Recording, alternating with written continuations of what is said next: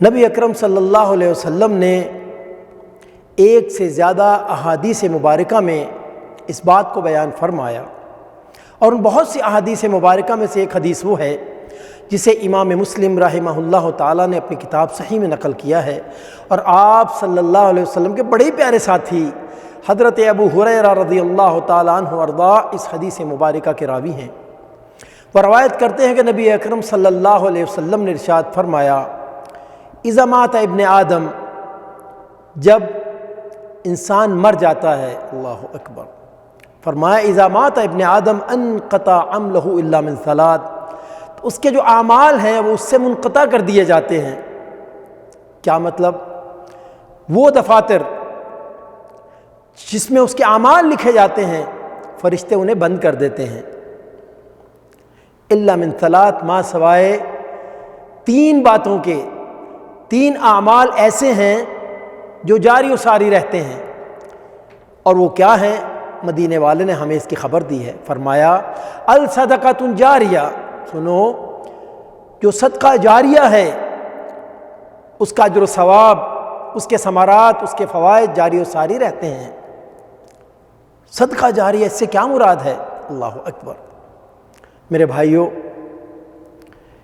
کوئی مسجد بنا دینی یا اپنی حیثیت کے مطابق اس میں حصہ ڈال دینا، اسی طرح کوئی دینی مدرسہ، اس میں کوئی حصہ لے لینا، اس میں کچھ حصہ ڈال دینا اپنا، یتیم خانہ ہے، کنواں کھدوا دینا، درخت لگوا دینا، ایسے اعمال جس سے اللہ کی مخلوق فائدہ اٹھاتی رہے، اور جب تک ان اعمال سے فائدہ لوگ اٹھاتے رہیں گے اللہ کے فضل و کرم سے اجر و ثواب جاری و ساری رہے گا۔ اور اس کے بعد دوسرا عمل جس کی خبر آپ صلی اللہ علیہ وسلم نے دی، فرمایا او علم ینتفع بہ، اور سنو، وہ نیک اعمال، وہ علم جس سے امت فائدہ اٹھائے، وہ بھی صدقہ جاریہ ہے، اس کا بھی اجر و ثواب جاری و ساری رہتا ہے۔ اللہ کی لاکھوں رحمتیں ہوں مفسرین کرام پر، محدثین کرام پر، علماء کرام پر، ائمہ کرام پر، انہوں نے بڑی محنت کر کے دین کو ہم تک پہنچایا، اور آج پوری امت اس سے استفادہ کر رہی ہے، اور اللہ کے فضل و کرم سے قیامت تک لوگ اس دین سے استفادہ کرتے رہیں گے، اور وہ ان کے لیے اجر و ثواب کا سبب بنا رہے گا۔ اور تیسرا عمل جس کے بارے میں آپ صلی اللہ علیہ وسلم ارشاد فرمایا کہ وہ جاری ساری رہتا ہے، فرمایا او ولد صالح یدعو لہ، اور وہ نیک اور صالح اولاد جو اپنے والدین کے لیے ان کی مغفرت کی دعائیں کرتا ہے۔ کوئی بھی نیک عمل جو ان کی اولاد کرے گی اللہ کے فضل و کرم سے، وہ والدین کے لیے صدقہ جاریہ ہے۔ اور یہاں ایک ضمنی بات سمجھ لیجئے کہ اولاد نیک ہے، سب سے پہلا تو اس پہ اللہ کا فضل و کرم ہے، اس کی وجہ سے وہ نیک ہے، اور دوسری بات یہ کہ ماں باپ کی اس پہ کتنی کاوشیں لگی ہیں، کتنی محنتیں لگی ہیں، کتنی کوششیں صرف ہوئی ہیں، جس کی وجہ سے وہ اولاد نیک اور صالح بنی ہے۔ اللہ کے فضل و کرم سے اب وہ اولاد جو بھی نیک عمل کرے گی، وہ اللہ سے دعا کرے نہ کرے، لیکن آٹومیٹک اس کا اجر و ثواب اس کے والدین کو ملتا رہے گا۔ اللہ اکبر۔ کسی نے کیا خوب کہا ہے کہ مال نعمت ہے، نہیں، مال نعمت نہیں۔ اولاد نعمت ہے، اولاد بھی نعمت نہیں۔ صحت نعمت ہے، صحت بھی نعمت نہیں۔ یہ کیا بات ہوئی؟ مال نعمت ہے میرے بھائیوں، صحت نعمت ہے، اور اولاد بھی نعمت، لیکن یہ نعمت کب بنے گی؟ میرا مال میرے لیے نعمت جب بنے گی جب اس مال سے میں اپنے رب کو راضی کروں گا، اس کی راہ میں خرچ کروں گا، جنت کا راہ ہموار کروں گا،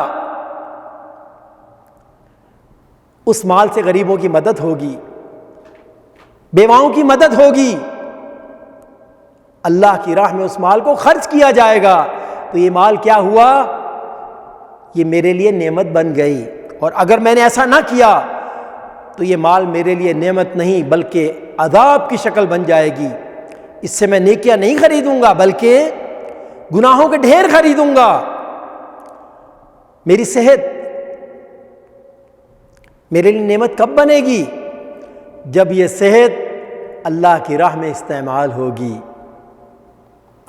میں اپنے قدموں پہ چل کے جاؤں گا. کہاں؟ مسجد میں نماز باجماعت ادا کرنے کے لیے، دینی محفلوں میں جاؤں گا، اللہ کے دین کا پیغام دنیا میں پھیلاؤں گا جا کے.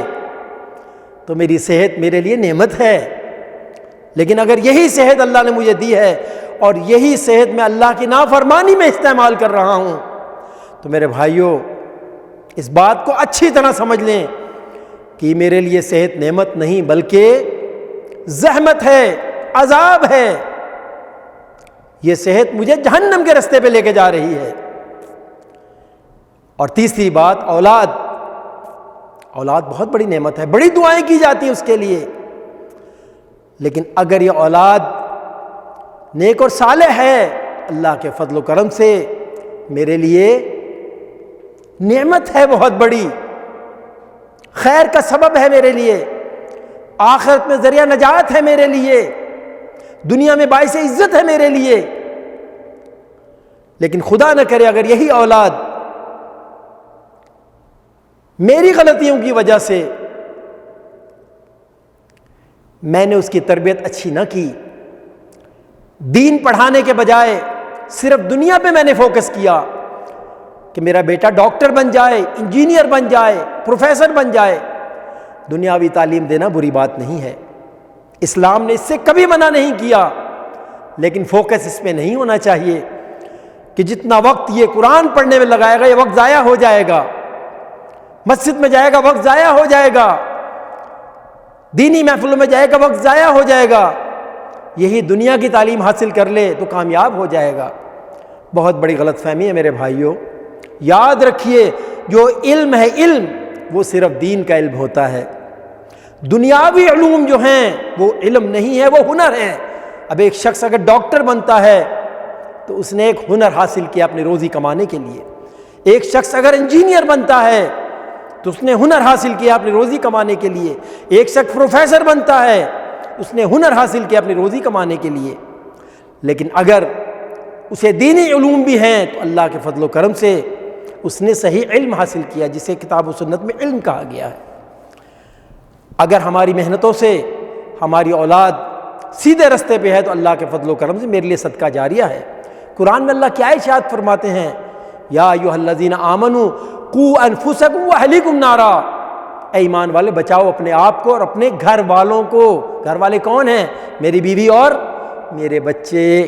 اور یاد رکھیے کل قیامت کے دن اگر میری کوتاہی کی وجہ سے میرے گھر والے جہنم کا شکار ہو گئے تو میں اپنی تمام تر نیکیوں کے باوجود جنت میں نہ جا سکوں گا. اور یہ بات میں نہیں کہہ رہا، مدینے والے نے ہمیں بتلائی ہے.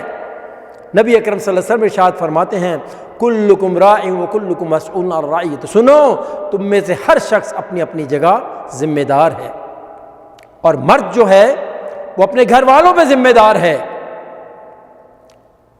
اور اگر میرے بھائیوں کل قیامت کے دن میرے بچوں نے میرے خلاف اللہ کے دربار میں استغاثہ قائم کر دی کہ یا اللہ یہ ہمارا باپ اذان ہوتی تھی سر پہ ٹوپی رکھ کے خود تو مسجد چلا جاتا تھا لیکن ہمیں اس نے کبھی نہیں کہا، تو آپ کو پتہ کیا ہوگا؟ من غش علی رعیتہ حرم اللہ علیہ الجنہ. یہ اللہ رسول کا فیصلہ ہے کہ اگر اس کا جرم ثابت ہو گیا کہ اس نے گھر والوں کی تربیت میں کوئی کردار ادا نہیں کیا تو تمام تر نیک اعمال کے باوجود اللہ کی جنت اس پہ حرام کر دی جائے گی اور انہیں بھی اس کے گھر والوں کے ساتھ جہنم میں بھیج دیا جائے گا. تو اگر ہم چاہتے ہیں ہماری اولاد صدقہ جاریہ بنے تو میرے بھائیوں انہیں نیک تعلیم دیں، سیدھا رستہ دکھائیں. اللہ تعالیٰ کی بارگاہ میں دعا ہے جو صحیح بات بیان کی گئی اس پہ عمل کی توفیق عطا فرمائے. وآخر دعوانا ان الحمدللہ رب العالمین. اللہم صلی علی سیدنا محمد وعلی آلہ وصحبہ